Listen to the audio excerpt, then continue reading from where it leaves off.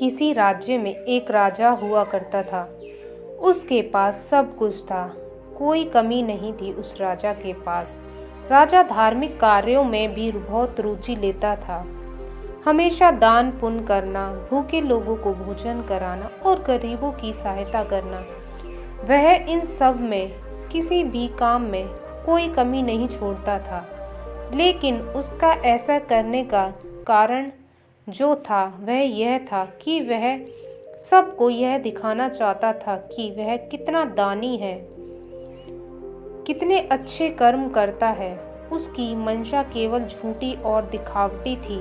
एक दिन उस नगर में एक महात्मन का आगमन होता है। वह एक काफी प्रसिद्ध महात्मा थे जो सदैव सत्य के मार्ग पर चला करते थे और उसे ही अपने जीवन का सार बना लिया था। असत्य, झूठ, दिखावे से उनका दूर दूर तक कोई वास्ता नहीं था। वह एक साधारण जीवन व्यतीत करते थे। जितना वह स्वयं इन सब से प्रभावित थे, वह दूसरों को भी इसी राह पर चलने के लिए प्रेरित करते थे। उन्होंने जिस भी नगर में आज तक यात्रा की थी, सभी को बस यही शिक्षा दी थी।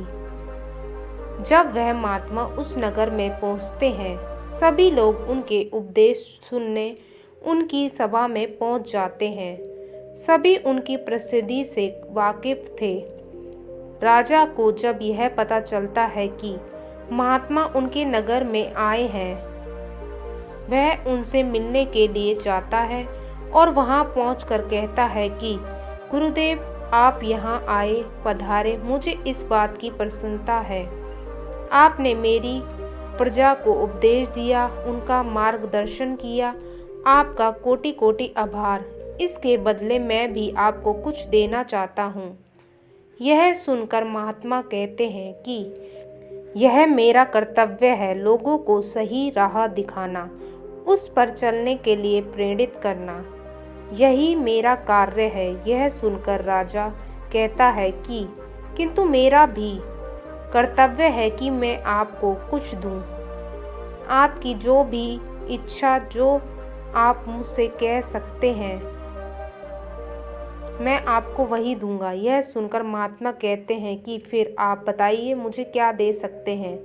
तब राजा कहता है कि मेरे पास सब कुछ है, किसी चीज की कोई कमी नहीं है। मैं आपकी हर इच्छा पूरी करूंगा। यह सुनकर महात्मा कहते हैं, ठीक है, फिर आप मुझे अपनी तिजोरी से स्वर्ण मुद्राएं दे दें। राजा कहता है कि अवश्य, लेकिन आप उसे लेकर कैसे जाएंगे।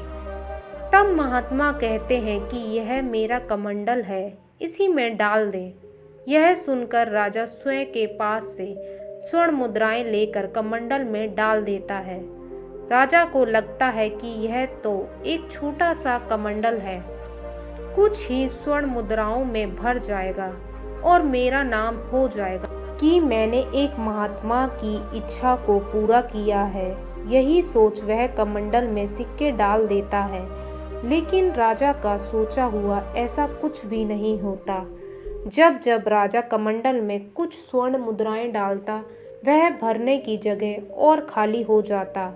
राजा ने एक एक करके अपने सारे स्वर्ण मुद्राएं जो उसके पास रखे थे, सब उसमें डाल दिए, लेकिन वह तब भी नहीं भरा।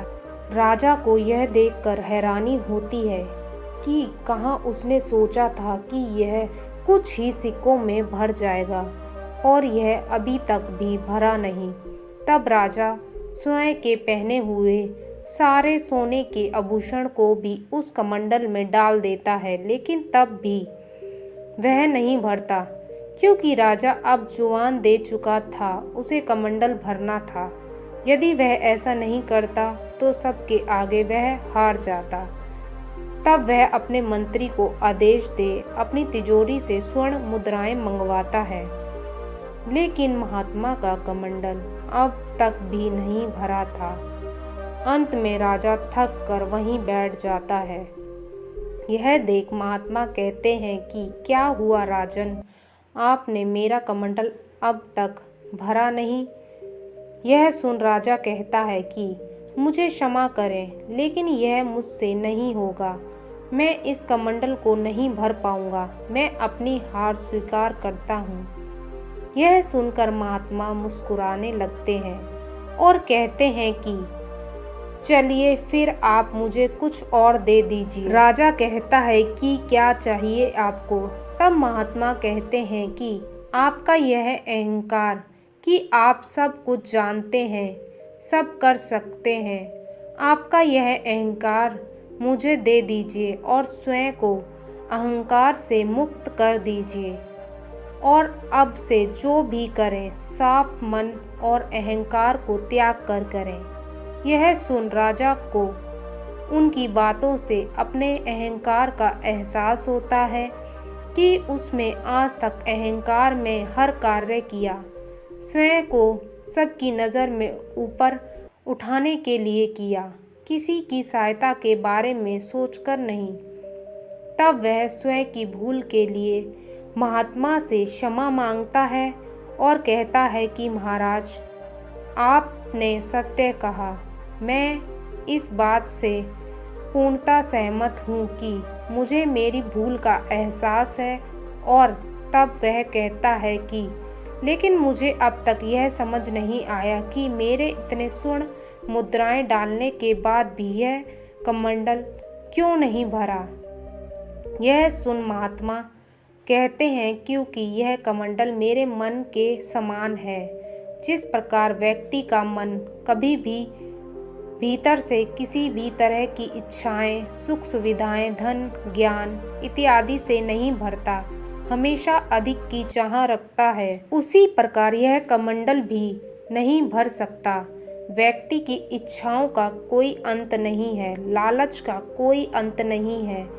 उसे जितना मिलता है वह उतना अधिक की चाह रखता है और अहंकारी बनता जाता है, क्योंकि उसे यही लगता है कि उसकी हर इच्छा पूरी हो जाएगी। लेकिन यह सत्य नहीं है। इच्छाएं कभी खत्म नहीं होती और यही हमारे दुख का, तनाव का कारण बनती हैं।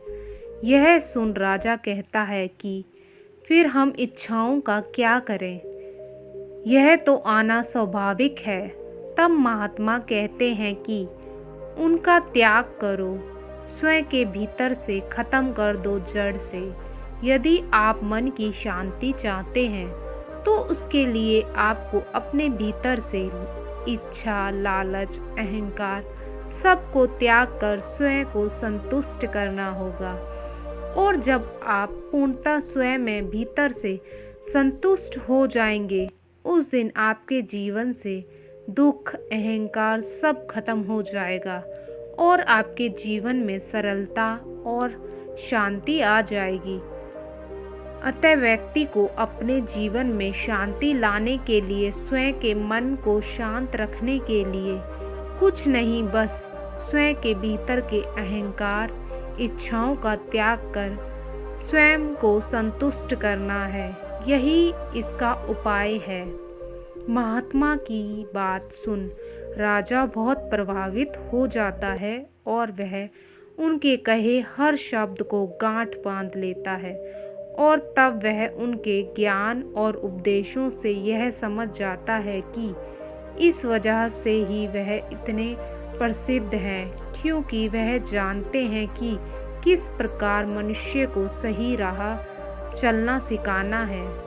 और तब राजा महात्मा के चरणों में गिर जाता है। तो दोस्तों, इस कहानी के अंत में हमें यही सीख मिलती है कि जीवन में धन, दौलत, अहंकार इन सब का कोई महत्व नहीं है। यदि व्यक्ति अपने मन से संतुष्ट है, सत्य के मार्ग पर है, तो उसका मन ही शांत और सुखी है। और हमें भी जीवन में यही अपनाना चाहिए।